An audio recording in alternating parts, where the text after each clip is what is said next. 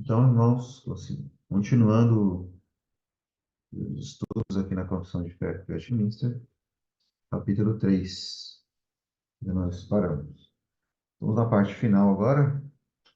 Nós começamos aqui no parágrafo 1, é o capítulo que fala dos decretos de Deus. Relembrando, nós vimos rapidamente, o primeiro parágrafo, né? O primeiro parágrafo fala Deus desde toda a eternidade, pelo sapientíssimo e santíssimo conselho de sua própria vontade, ordenou livre e inalteravelmente tudo quanto acontece.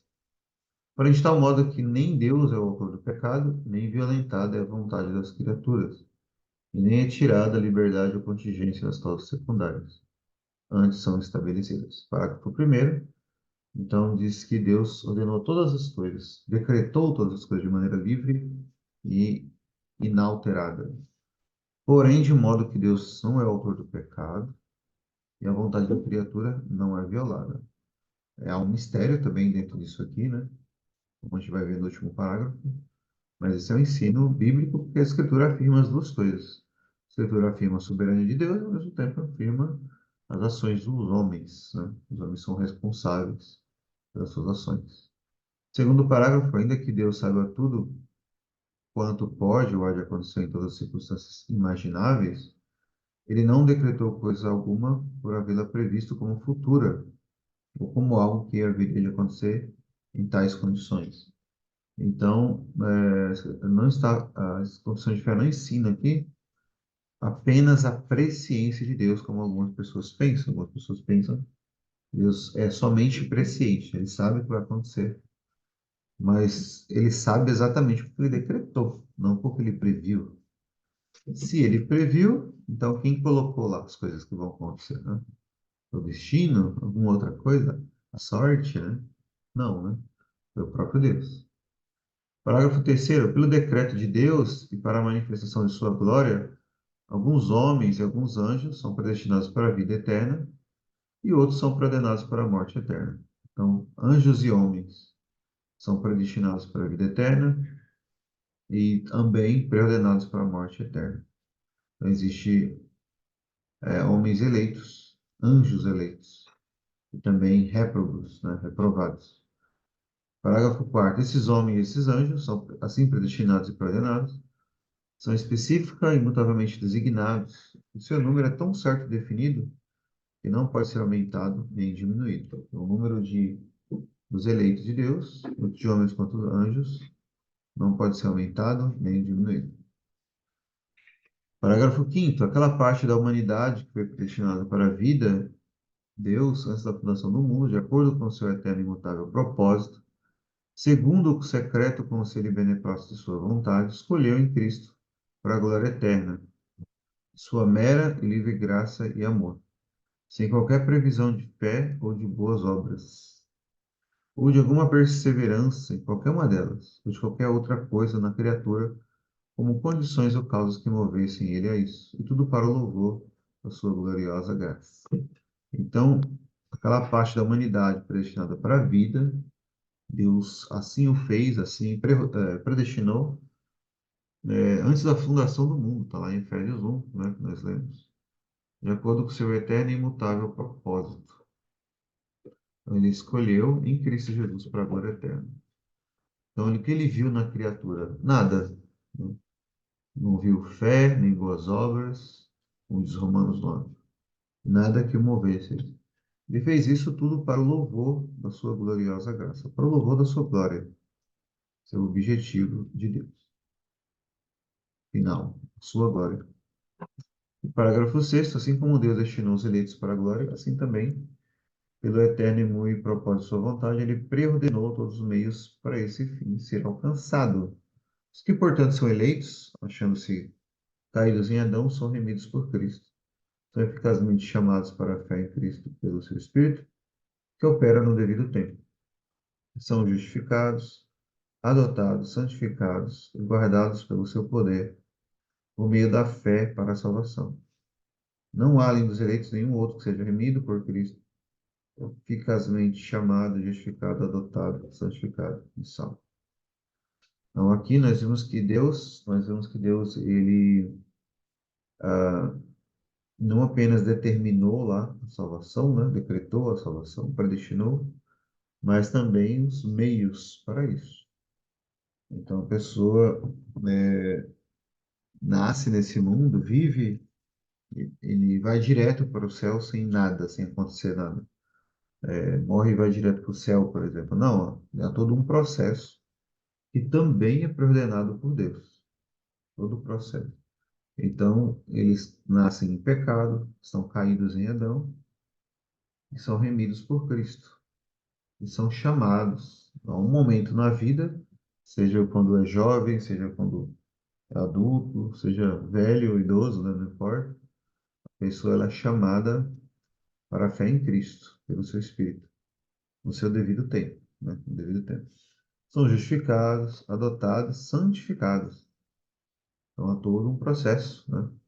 Um deles aqui muito importante é a santificação. E tem pessoas que pensam, então se a pessoa pode ser eleita, predestinada, então pode viver do jeito que quiser, vai ser salvo de qualquer jeito, né?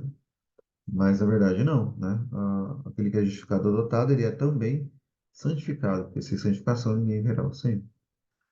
E ele é guardado pelo poder de Deus, por meio da fé para a salvação.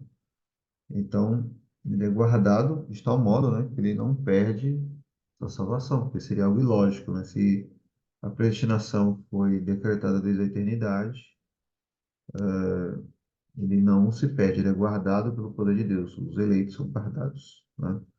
Por isso Jesus fala das ovelhas, né? As minhas ovelhas me conhecem, elas ouvem minha voz, jamais perecerão e ninguém pode arrebatá-las das minhas mãos.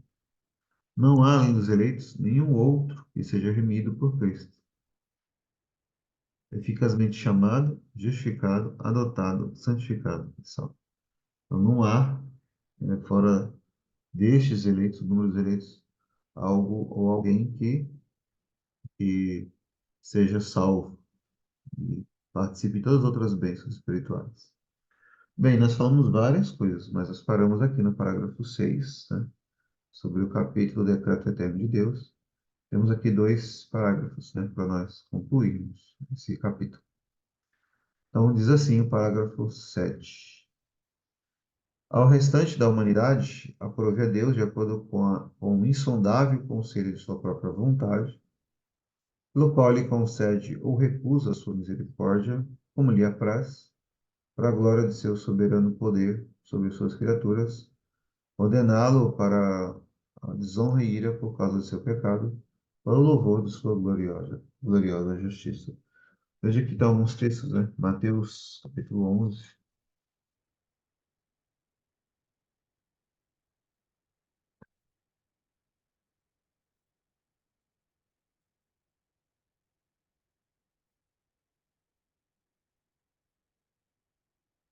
Mateus 11, 25.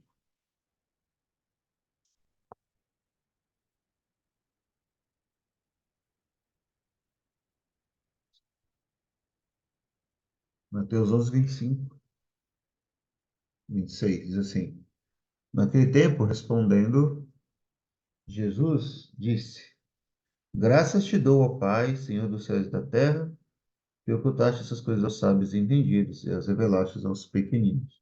Sim, ó Pai, porque assim te aprouve.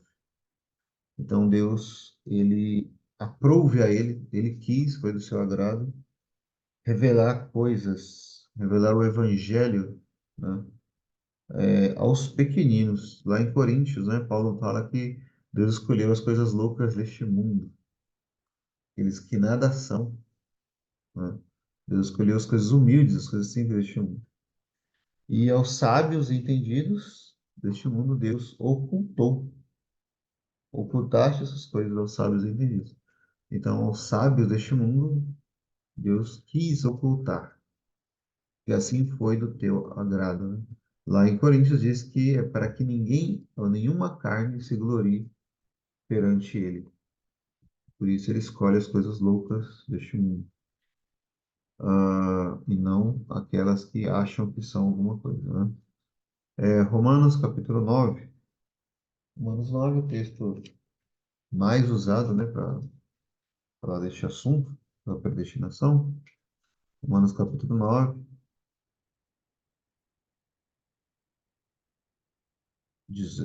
versículo 17, diz assim: O que diz a Escritura a Faraó? Para isso mesmo te levantei, para em ti mostrar o meu poder e para que o meu nome seja anunciado em toda a terra. 18. Logo, pois, compadece de quem quer, endurece a quem quer. Então, o que Deus falou aqui a respeito de Faraó. Te levantei para isso. Endureci o coração de Faraó para isso, né?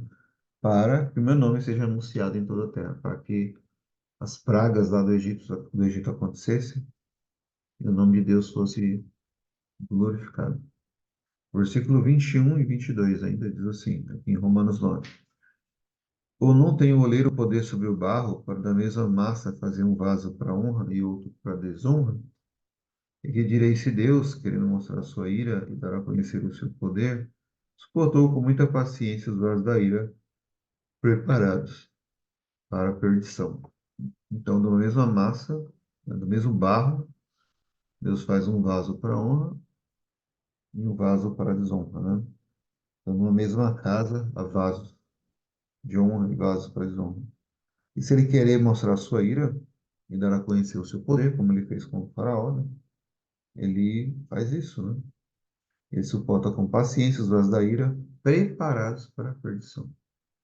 Então, há vasos da ira que foram preparados para a perdição, a demonstração da sua ira. Segundo Timóteo, capítulo 2,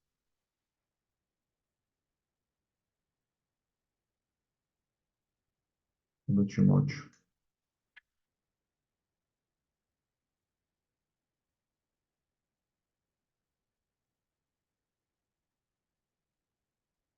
2:19.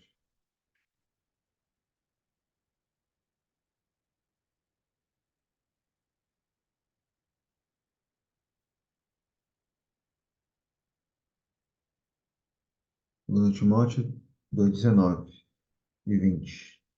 Todavia, o fundamento de Deus fica firme, tendo este selo.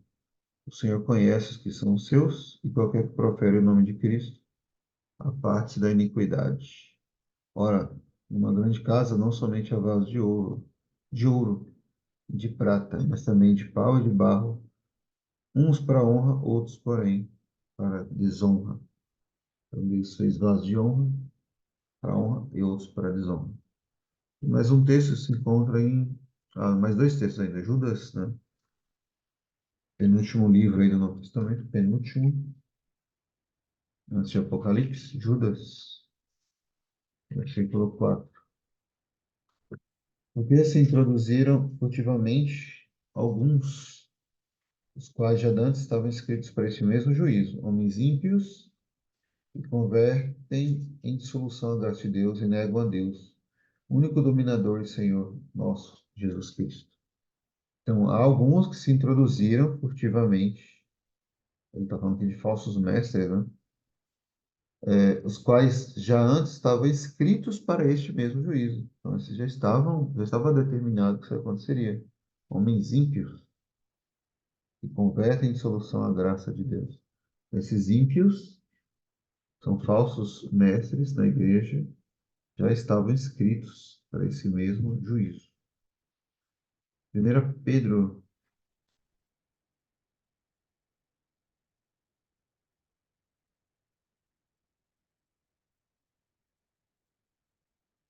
capítulo 2, versículo 8.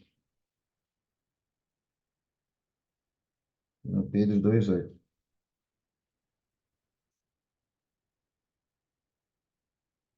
É uma pedra de tropeço e rocha de escândalo para aqueles que tropeçam na palavra, sendo desobedientes para o que também foram destinados. Veja, há muitos textos bíblicos, né? Que estamos vendo aqui, ó, vários, o qual fala que há ímpios, desobedientes, falsos mestres, vasos de desonra, que foram destinados para isso, escritos para isso. Então, Deus predestinou os eleitos para vidas e preordenou ímpios, né, para para isso aqui, para a desonra, para a ira de Deus. E aí nós nos perguntamos, né, como que Deus faz isso? Como que pode Deus fazer isso? Deus escolhe uns, né, e outros não. Deus decide salvar uns e outros não. E esses outros que são aqui maus, né? Então, Pedro fala que também para isso foram destinados. Eles são responsáveis pelos seus atos, né? A Bíblia diz que sim, né? Relembrando um texto que está lá em Atos, veja lá, outro texto que nós já vimos, não está aqui nessas referências, mas eu vou mostrar. Em Atos capítulo 4 nós vemos isso também, né?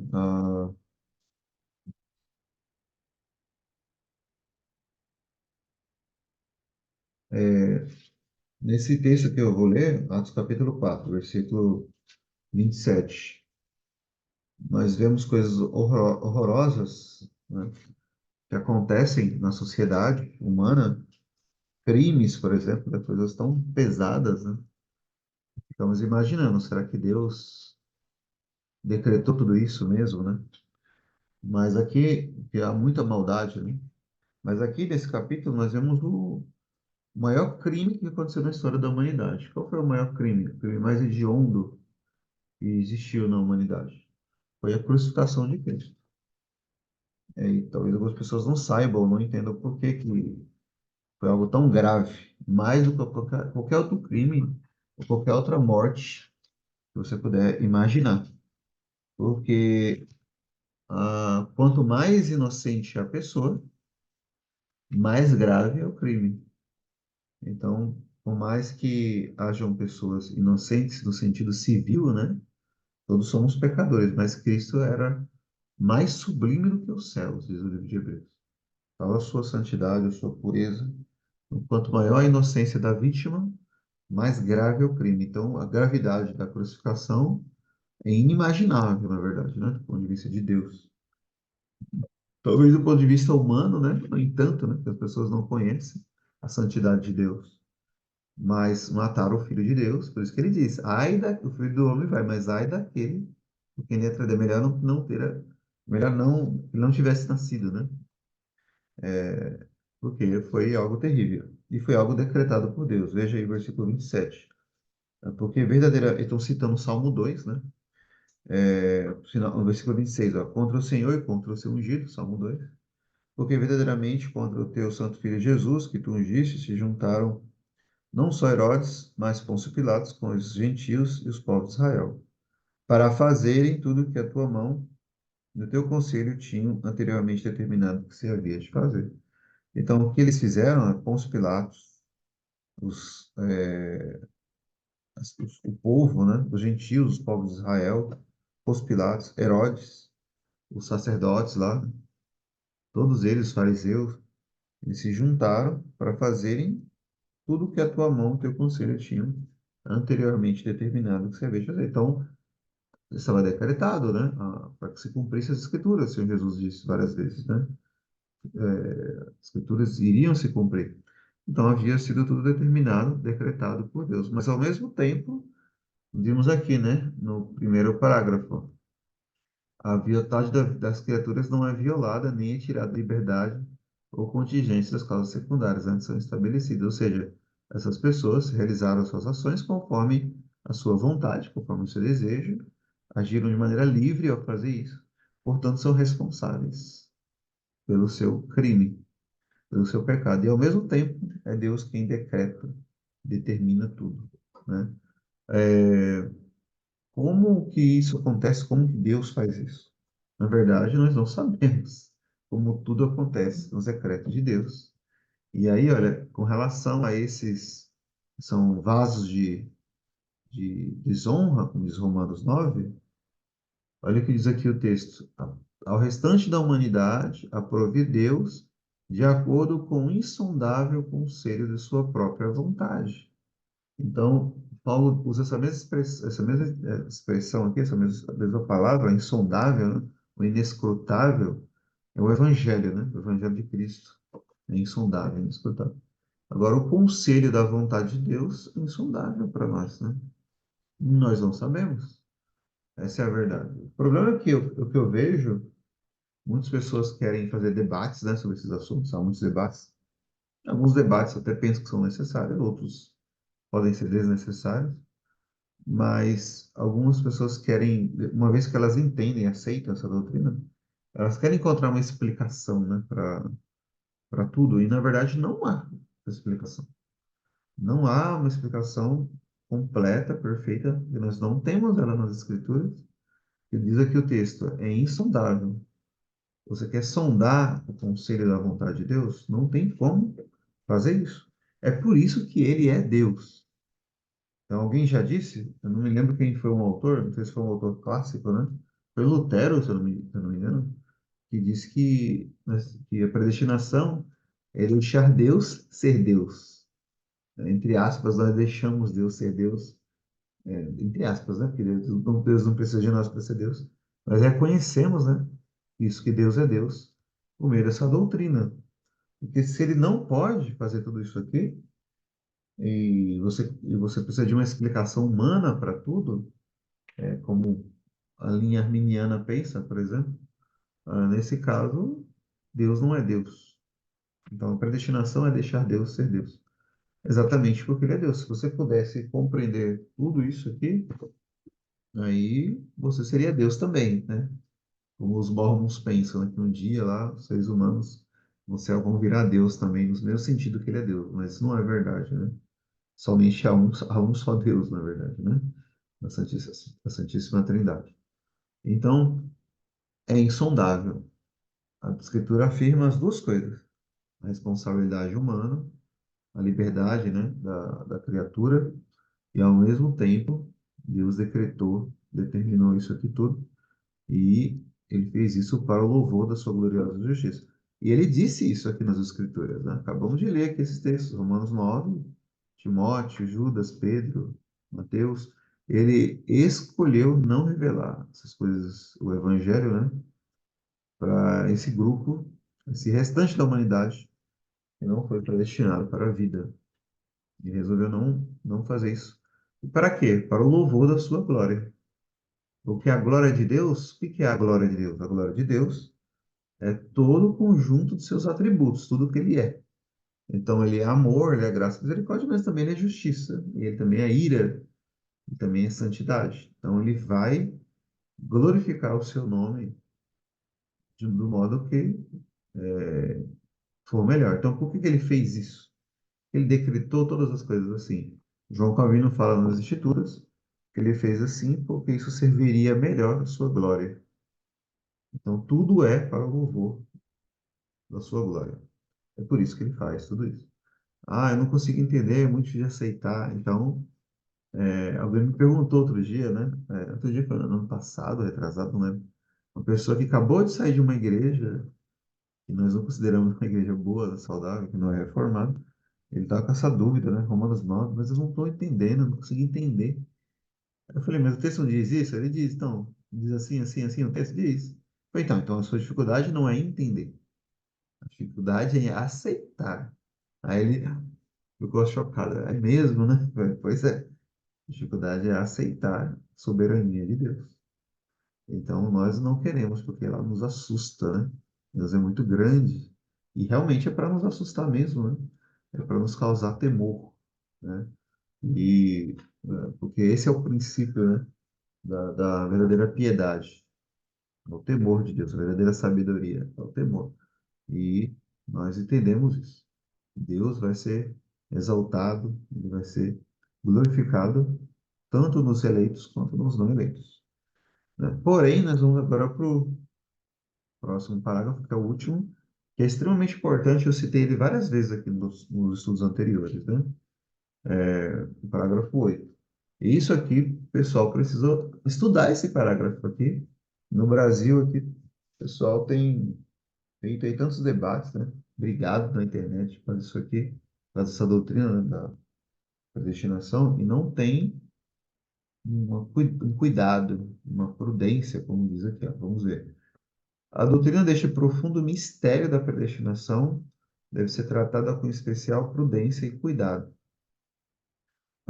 para que os homens, atentando para a vontade de Deus revelada em sua palavra, e prestando obediência a ela, possam, pela evidência de sua vocação eficaz, ter certeza da sua eterna eleição. Então, até aqui.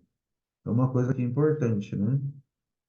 A doutrina deste profundo mistério da predestinação deve ser tratada com especial prudência e cuidado. Então, há pessoas que não têm prudência nem cuidado ao tratar. Eles querem usar uma lógica humana. Essa lógica humana pode ser muitas vezes diabólica, né, com relação a essa doutrina. Então, por exemplo, se eu sou eleito, então eu vou ser eleito de qualquer maneira. Eu não preciso me preocupar, né, me preocupar com a minha vida espiritual, com a santidade, etc. Porque no final, vou ser eleito mesmo, sou salvo mesmo. Então, isso é uma falta de prudência pensar assim ou ensinar isso para as pessoas. Um exemplo, né? E há pessoas assim, há pessoas assim. Há pessoas que pensam assim, eu falei no outro estudo, né? Pessoas que pensam assim, eu entendo a doutrina da predestinação, entendo assim, até onde se pode entender, eu creio e aceito, eu sei que é isso mesmo, é isso mesmo. E ela acha que pelo fato dela entender e aceitar essa doutrina, ela é logicamente um eleito. Ele ou ela, né, é um eleito de Deus. Mas a Bíblia não fala isso. A Bíblia não ensina. A Bíblia não fala que isso é evidência da eleição. O conhecimento teológico. Se fosse assim, os demônios e o próprio diabo seriam salvos, né? Porque eles têm muito conhecimento. Os fariseus, olha lá, lê lá, acabei de ler na minha leitura pessoal, né? O Evangelho de João, é meu favorito, né? Você lê lá o Evangelho de João, os fariseus debatendo com Cristo, eles tinham muito conhecimento. Claro que eles não conseguem superar Cristo, mas eles tinham muito entendimento, muito conhecimento teológico. Eles tinham conhecimento da grandeza de Deus, tudo que Deus é, tal, da santidade de Deus, da lei, e Cristo reprovou eles. O evangelho não foi revelado a eles. Pelo menos não a todos eles, né? Não sabemos, mas não todos, a todos eles. Eles foram reprovados por Cristo inúmeras vezes lá nos evangelhos. Eles tinham muito conhecimento teológico. Então, conhecimento teológico não é evidência de salvação, uma evidência de eleição. Não é. E às vezes, pelo contrário, acabamos de ver em Mateus capítulo 11. Os pequeninos, os humildes, os simples, aqueles que o mundo não dá nenhum valor, são esses que recebem o entendimento, a iluminação do Espírito no Evangelho. Não é? Então, exatamente, às vezes é exatamente o contrário, aqueles que têm menos entendimento é que são salvos. Né? Entendeu? Então, não estou dizendo que não temos que ter entendimento, claro que não, mas entendemos que não é o conhecimento que conhecimento teológico que evidencia a salvação ou a eleição. Paulo diz que o conhecimento incha, mas o amor edifica. Então, conhecer a nossa doutrina não quer dizer que você seja eleito, que você seja um salvo, só pelo fato de você conhecer a doutrina. Mas a Bíblia fala de outras coisas, né? Ah, especialmente o amor, né? E outras evidências, a fé, as boas obras, a a piedade, a santidade. Toda a vida cristã como um todo, né? Tudo isso, há muitas evidências, né, na eleição, mas não é o conhecimento. Então, há essa falta de cuidado e prudência, por exemplo. Vejam três textos aqui, vejamos três textos, Romanos 9:20, né? Romanos 9:20 diz assim: Mas, ó homem, quem és tu que a Deus replicas? Porventura a coisa formada dirá o que a formou, por que me fizeste assim? Então, diante dessa doutrina, né, as pessoas vão questionar, não vão aceitar, e vão dizer o que está no versículo 19. Mas por que se queixa ele ainda? Porquanto quem tem resistido à sua vontade? Então, se Deus faz tudo assim, então, e daí, né? Quem vai resistir à vontade de Deus? Se for assim, aí Paulo diz, mas, ó homem, quem és tu? Deus replica, quem é você para discutir com Deus? Porventura a coisa formada dirá o que a formou. Por que me fizeste assim? Então o vaso vai falar para o oleiro, né? Por que tu me fizeste assim?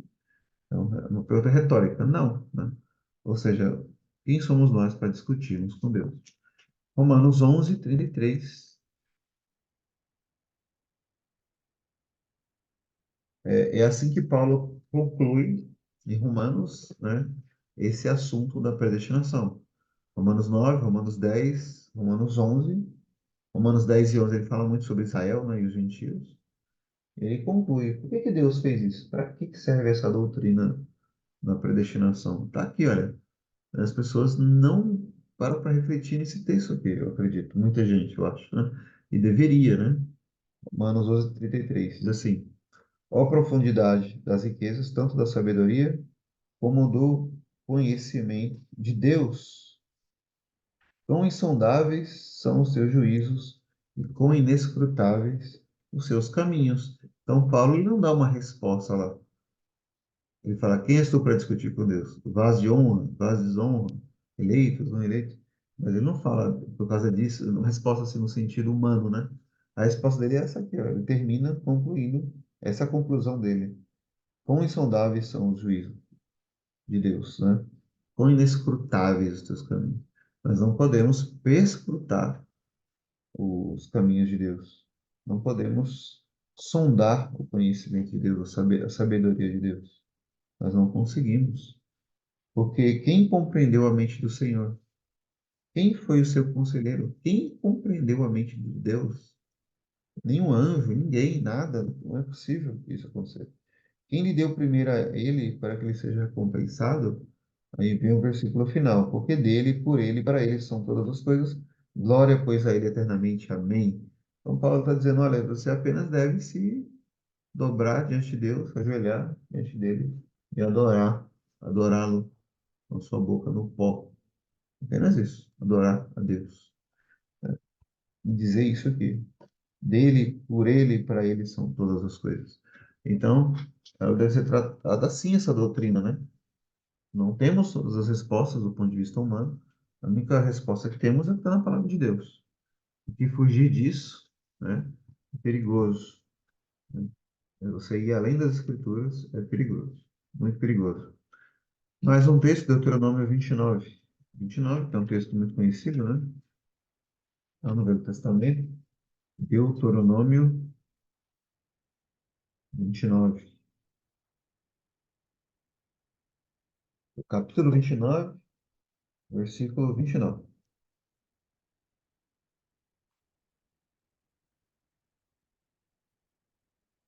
Deuteronômio 29, 29. Diz assim, olha.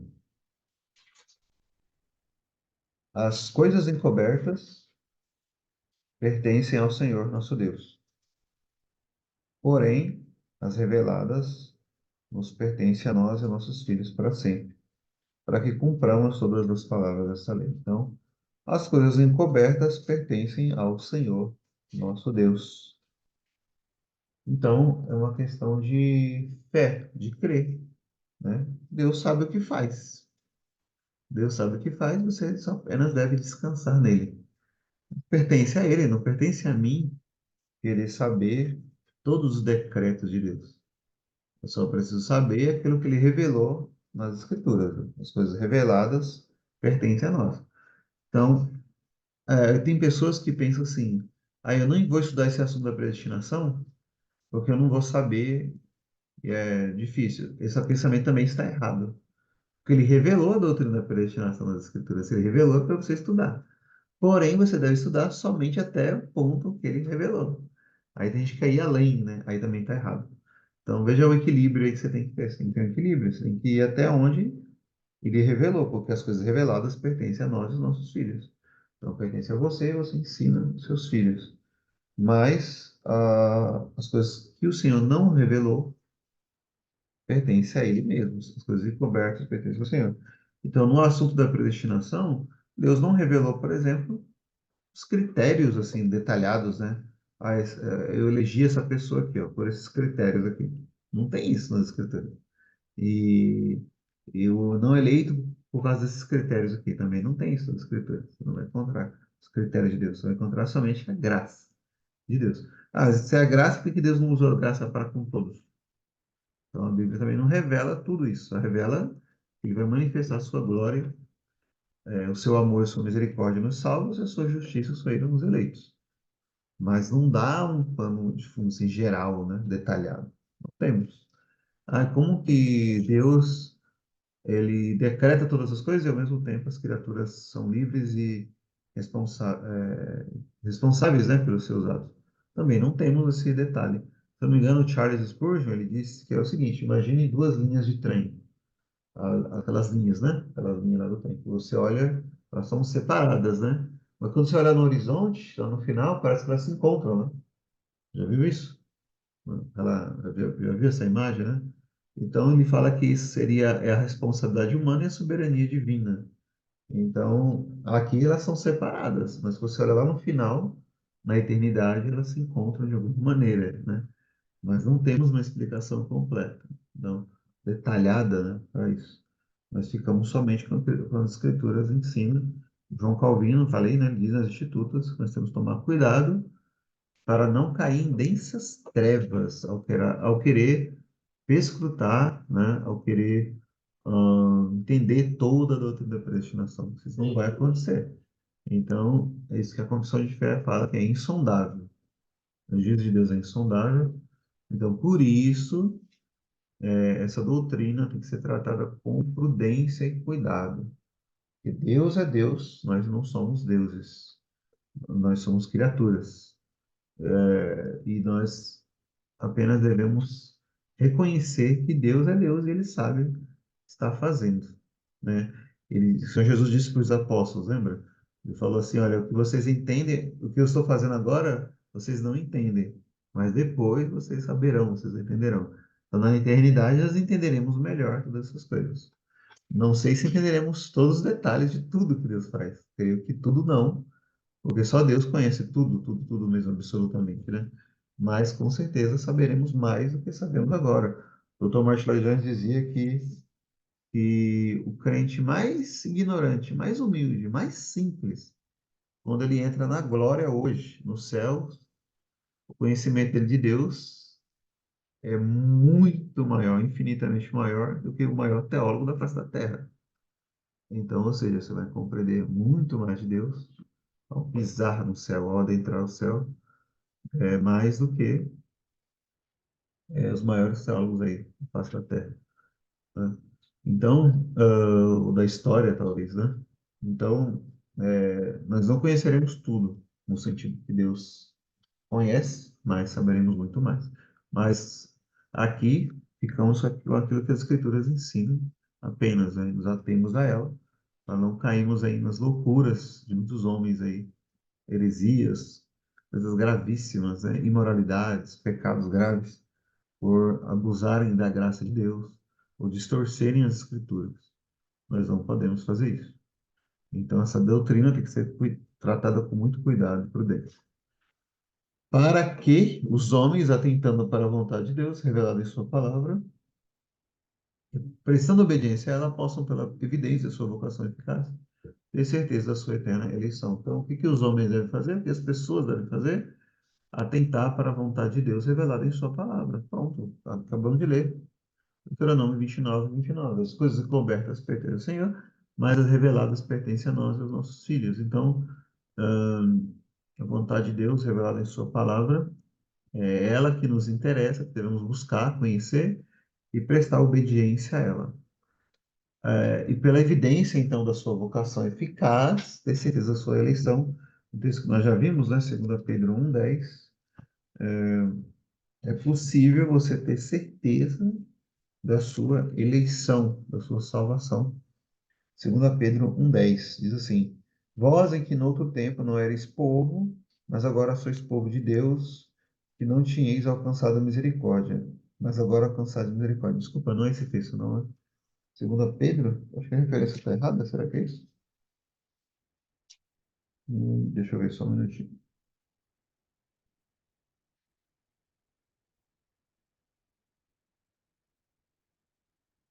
Eu li o versículo errado, 2 Pedro. Ah, eu estou lendo errado, desculpa. Eu li 1 Pedro, 2 Pedro. 2 Pedro 1:10.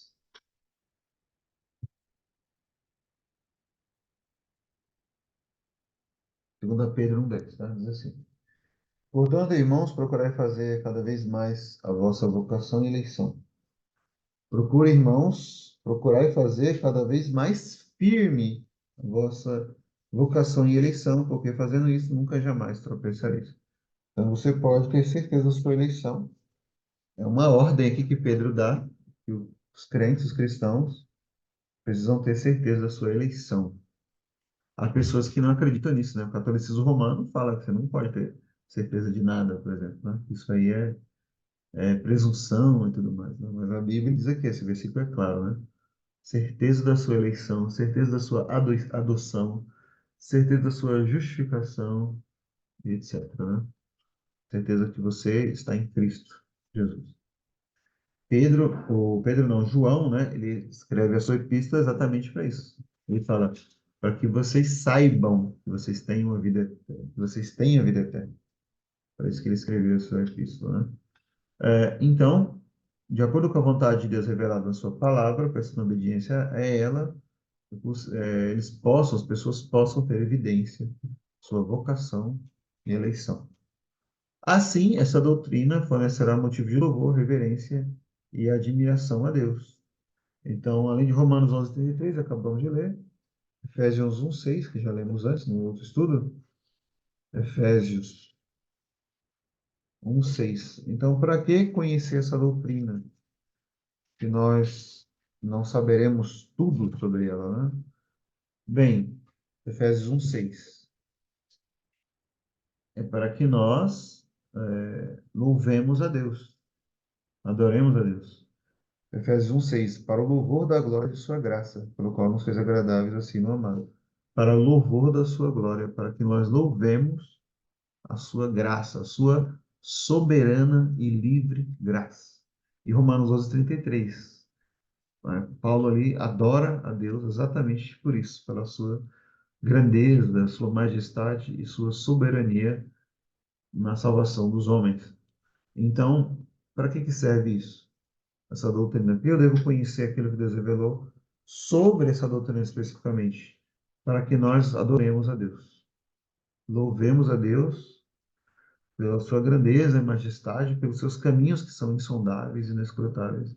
Fiquemos admirados, tamanha glória de Deus, tamanha graça de Deus, diante da sua, como diz Efésios aqui também, né? Sua multiforme sabedoria. Como que Deus salva pecadores por meio do seu evangelho, por meio de Cristo Jesus. E ele salva de maneira soberana, né? Ele escolhe os loucos deste mundo para que nenhuma carne se glorie perante ele. Então, tudo é para o louvor da sua glória. Então, para que você louve a Deus, você tenha reverência, temor diante de Deus, você tenha uma grande admiração pelos atributos de Deus, pelas obras de Deus. Então, para isso que nós conhecemos, devemos estudar essa doutrina. Então, aqueles que negligenciam este assunto, essa doutrina, estão errados. Estão errados em assim fazê-lo. E se a Escritura revelou, é o que é para nós conhecer. Admiração a Deus e humildade, diligência e abundante consolação a todos que sinceramente obedecem ao Evangelho. Então, elas devem conceder humildade ao povo de Deus. Olha que contradição, né? Aqueles que abusam dessa doutrina acabam sendo soberbos, na verdade, não é? Soberbos, humilhando as outras pessoas por aí, né? Em estudos, debates, até inclusive, né? Achando que são melhores que todos, quanto que a eleição, diziam os puritanos, e tantos pregadores do passado diziam isso, né? A doutrina da eleição é que devia causar humildade, né? Porque o eleito não é melhor que o não eleito, não é melhor, né? Então, Deus escolheu, sem nenhuma obra prevista nele, ou fé, o que quer que seja. Então, ele deveria ser humilde, né? E Deus, ele tem prazer nisso, nessa humildade. Deus dá graça aos humildes, mas existe aos soberbos, diz as Escrituras. Então, deveria produzir humildade. Então, você vê o cara que se diz calvinista, vamos dizer assim, né? A pessoa lá, e é muito orgulhoso, uma contradição, né? É uma grande contradição. Então, se há muita soberba, talvez ele não seja de fato eleito, apesar de crer na doutrina da eleição, né? Então, É difícil, né? Então, nós vemos isso acontecendo. Humildade, diligência, em pessoas que pensam, já está tudo eleito, tudo predestinado mesmo. Até os meios são predestinados. Então, para que que eu vou fazer as coisas? Por que eu tenho que fazer isso e aquilo? Por que que eu vou evangelizar? Por que que eu vou pregar o evangelho, fazer a obra de Deus, servir a Deus, seja, né, no trabalho, seja no lar, seja na igreja, seja onde for, se já está tudo predestinado mesmo, né? Mas essa doutrina tem que produzir diligência, é o oposto. Pega o apóstolo Paulo, ele ensinou essa doutrina com mais profundidade, em Romanos, Efésios, etc. E foi o que mais fez pelo reino de Deus. Pois quem foi mais diligente que Paulo? Quem foi mais diligente que Paulo? E foi exatamente ele que ensinou isso. E os puritanos, os reformadores, grandes missionários aí, que século XIX, né, uma explosão de missões aí no mundo, inclusive para o Brasil, China, Índia, tantos países, foram exatamente homens que pregavam essas coisas aqui, ó. Ensinavam essas doutrinas, né? Eles acreditavam que a doutrina da predestinação garantiria o sucesso do evangelho, entendeu? Porque como eu vou lá, para o missionário lá, Hudson Taylor, tantos outros, né? William Carey, para a Índia, ele imaginava, como que esse negócio vai dar certo? Como que eu vou lá? Leia a biografia deles, é muito bonito, né? É muito profundo, né? Eles acreditavam que Deus havia garantido o sucesso. Apesar das lutas, aflições, tribulações, é essa doutrina que é, levou eles a realizar. Porque a vitória é nossa, a vitória é da igreja. A vitória do povo de Deus já está decretado por Deus, já está tudo predestinado que no final Deus vai receber toda a glória e os eleitos serão salvos. Não tem como isso ser impedido. Então, Deus me convida, me chama para fazer parte disso, dessa gloriosa obra na pregação do Evangelho. E eu assim vou, né, com essa esperança de que Deus fará todas as coisas pela fé nele, pela fé em Cristo, que o justo viverá pela fé, eu irei fazer. Então, havia essa diligência, né? Esses irmãos do passado. E abundante consolação a todos que sinceramente obedecem ao Evangelho. Essa doutrina causa, então, deve causar humildade, diligência e abundante consolação.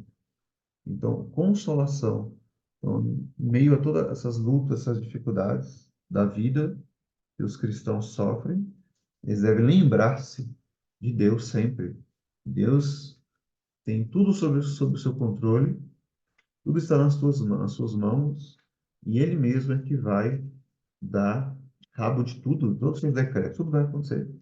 Então, o eleito confia em Deus, ele espera em Deus. Veja aqui alguns textos, Romanos 11, capítulo 11, versículo 5. Assim também, agora neste tempo, ficou um remanescente, segundo a eleição da graça. Versículo 6. Mas se é por graça, já não é pelas obras. De outra maneira, a graça já não é graça. Se, porém, é pelas obras, já não é mais graça. De outra maneira, a obra já não é obra. Versículo 20. Está bem, pela sua incredulidade foram quebrados. Tu estás em pé pela fé, então não te ensoberbeças, mas teme. Veja aí, Paulo diz. Não te ensoberbeças se você está de pé pela graça. Porque é pela graça, né? Como é que você vai se ensoberbecer? Humildade. Segunda Pedro 1:10, acabamos de ler agora há pouco, né? Certeza de salvação. Romanos 8:33. Romanos 8:33 diz assim: Quem tentará acusação contra os eleitos de Deus? É Deus quem justifica. Romanos 8:33. Quem tentará acusação contra os eleitos de Deus? O mundo inteiro, na verdade, né?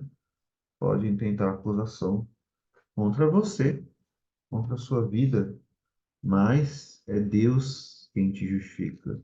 Então, o cristão passa por isso, né? Tantas mentiras, tantas falsas acusações da parte do mundo, da parte de falsos cristãos, da parte de falsas igrejas, sofre muitas lutas, dificuldades, injustiça e é acusado de tantas coisas falsas. Pessoas inocentes são até presas, né? Mas no final, o que vai valer é o julgamento de Deus. E Paulo faz essa pergunta: quem intentará acusação contra os eleitos de Deus? Quem? É Deus é quem os justifica. E não há ninguém maior que Deus. Não há ninguém maior que Deus. Lucas 10, 20. Lucas capítulo 10, versículo 20. Quando o Senhor Jesus enviou os 70 discípulos, né? Lucas capítulo 10. E eles puderam expulsar demônios, né? Fazer sinais e tudo mais. Ficaram muito alegres por causa disso. Aí no versículo 20, o Senhor Jesus fala para ele: Mas não vos alegreis, porque se vos sujeitam os espíritos, alegrai-vos antes por estarem os vossos nomes escritos no céu. Os seus nomes estão arrolados nos céus, escritos no céu. Então é isso que deve trazer maior alegria, né? É isso que o Senhor Jesus fala aqui. Então, essa doutrina traz abundante consolação a todos que sinceramente obedecem ao Evangelho. Então, em meio a tantas lutas que nós passamos, tantas dificuldades, tantos problemas, né, na vida, nós temos que meditar nisso. Deus é soberano, nenhum dos seus planos podem ser frustrados, como disse Jó, e ele vai cumprir toda a sua vontade. E qual é a vontade dele? Lembra o que o Senhor Jesus disse? Pai, a minha vontade é que eu não perca nenhum daqueles que tu me deste. Nenhum. Então, essa é a vontade do Senhor. Nenhuma das suas ovelhas irão se perder, mas ele as levará para o seu reino, que ele tem preparado desde a fundação do mundo. Salmo 73 é um salmo maravilhoso para você meditar sobre isso, né? A Salmo de Asaf, no qual ele está bem triste, desanimado, porque o ímpio prospera e ele não. O ímpio faz maldades e mais maldades, é rico, é próspero, tem saúde e tudo mais. E Asaf fala: em vão lavei as minhas mãos na inocência, buscando a santidade, a piedade, parece que é em vão. Aí ele diz: até que entrei no santuário e compreendi o fim deles, o fim dos ímpios. Tu certamente os põe em lugares escorregadios e os fazem cair na destruição e etc. Depois ele fala: quanto a mim, quem mais tenho eu no céu além de ti? Quem mais? A minha alma, meu coração desfalecem, mas tu és a minha porção para sempre. Então tu me tomas pela minha mão direita, me guia com o teu conselho eterno e me recebes na glória. Essa é a consolação, então, do eleito de Deus. Lutas, dificuldades, aflições, mas ele reconhece que Deus mesmo é que toma ele pela mão direita e depois o recebe na glória. Essa abundante consolação, então, ela é dada através do entendimento dessa doutrina da predestinação. Então, meus irmãos, possamos, né, meditar sobre isso, sobre o Evangelho, sobre a soberania de Deus nessa doutrina dos decretos de Deus. É um assunto profundo, né? Assim como o anterior, que falamos da Trindade também, né? É um mistério também. Esse também é, mas temos que estudá-lo até onde as Escrituras nos revelam para que nos cause, né? Para que seja causa, motivo de louvor, reverência, temor a Deus, admiração, também humildade, diligência na vida cristã e abundante consolação para todos aqueles que obedecem ao Evangelho. Que possamos meditar sobre isso, crendo então nesse Deus soberano que faz tudo para o louvor da sua glória e para o bem do seu povo. Então, que Deus nos ajude, que Deus nos abençoe, né, no entendimento dessas verdades. Amém. É, alguém tem algum comentário ou pergunta para fazer?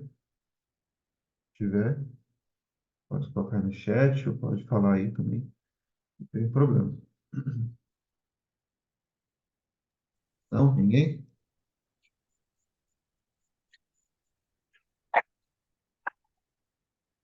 Mangal, pode falar se quiser.